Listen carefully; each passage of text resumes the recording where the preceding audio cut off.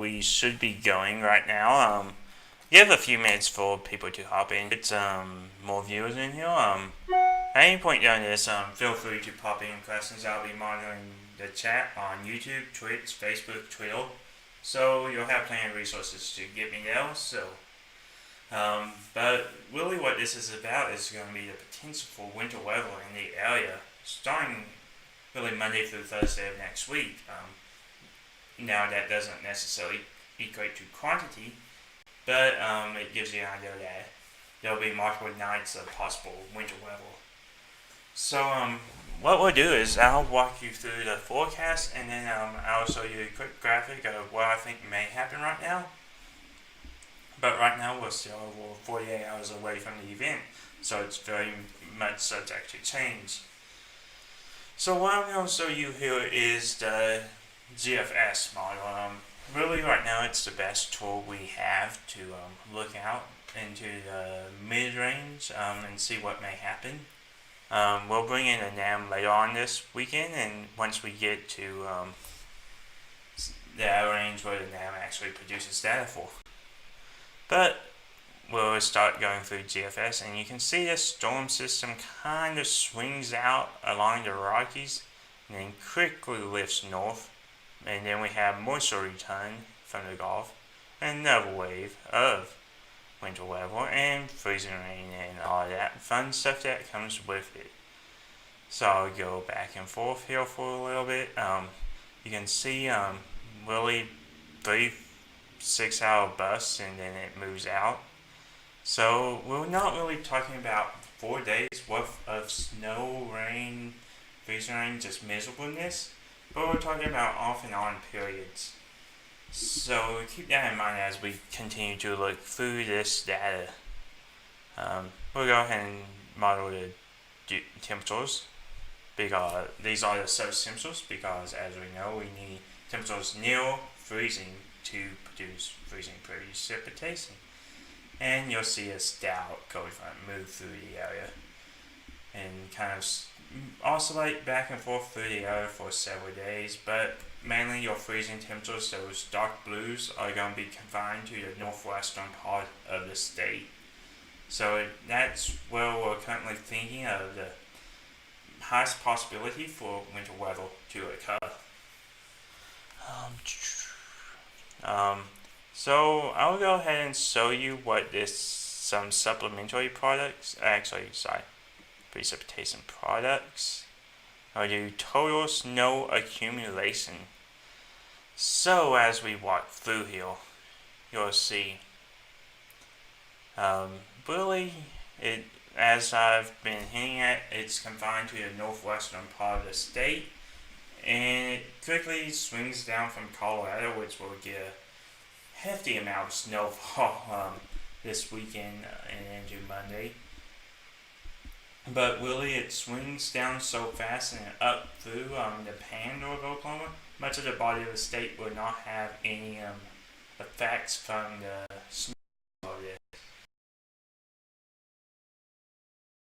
It isn't the snowfall that gets you, it's the ice. So I'm not sure if this has ice. Freezing rain accumulation. This is really going to tell us a second half of the story. And really, this is going to be the hardest part to forecast where exactly this line sets up and produces freezing rain for. This is something that will change rapidly. But as you can see, it's a little bit more into the body of the state than those freezing snowfall was, but it's still largely confined to northwestern Oklahoma. And this aligns with our current thinking on what will happen, but it's still 48 hours, so a lot can change. But I'll go ahead and show y'all my current thoughts on the snow forecast. The lines in black are where we're expecting up to a tenth of an inch of ice accumulation. I think a tenth will be on the high end for this event, but just have to keep in mind. So as you can see, maybe 3 to 4 to 5 inches in the Panhandle, but really it tapers off quite quickly as we move to the rest of the state, as really we'll still having a lot of warm upward air, and I think that will prohibit a lot of this snow to form. But you may be saying, what happened last week with the 13 inches in Arnett, Oklahoma that fell? Well, that was a completely different type of setup. We had isolated bands of snow here. Really, this event is going to be a swath of snow.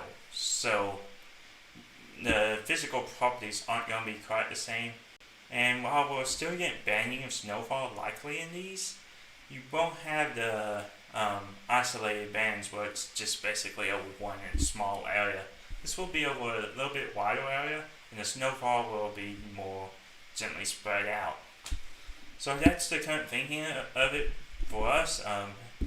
If you have any questions, pop them in the chat. I'll be more than happy to answer them. I am going to see how the latest run of the GFS is progressing. And yeah, we really don't have a lot of data in there yet. But it looks like the models are trying to push this farther into the body of the state, the precipitation at least. So this is something that models have oscillated on for the past 34 runs, so about the past day and a half. And really this is going to be a sticking point of the forecast. Where exactly does that cold front, not necessarily at the surface, but aloft set up? And so we just have to kind of, as we get more data, fine tune where that cold front is above the surface, because it's not necessarily a vertical line from the freezing temperature at the surface. So that's something we'll continue to monitor and really will be adjusted throughout our forecast period. I'll be sure to keep y'all more than updated on the slight changes in these events. So I'll go ahead and show y'all the snowfall estimates that the ZOZ GFS is putting out.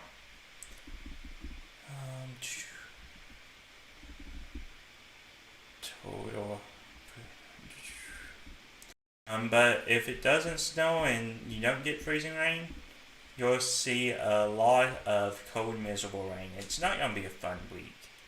And Halloween may be a little bit damp. Okay.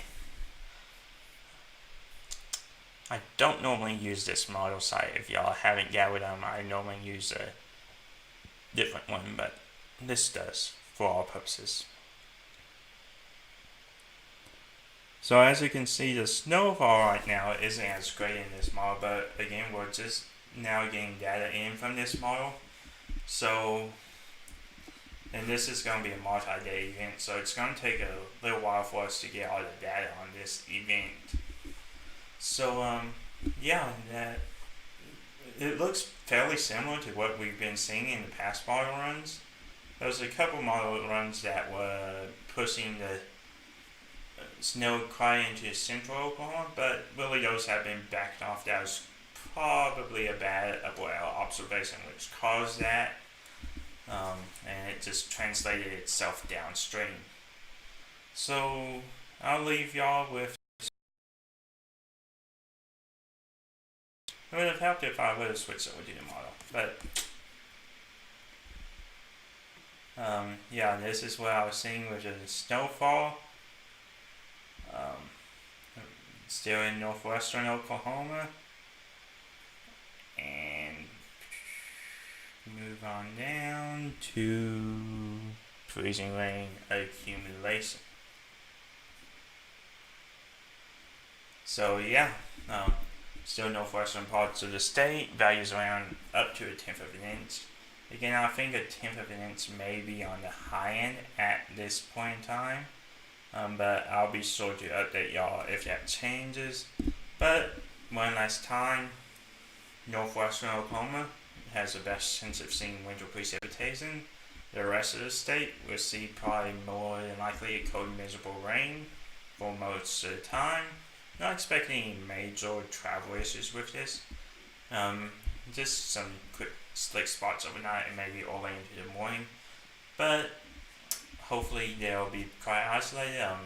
Power impacts. I haven't looked at the wind speeds yet, but there isn't really a lot of ice to bring down these lines, so they won't add a whole lot of weight and shift, so that's good news. But it's something we'll keep an eye on again as we get more final details as we associate this event. So thank you for listening. If you have any questions through all of this, just send me a message and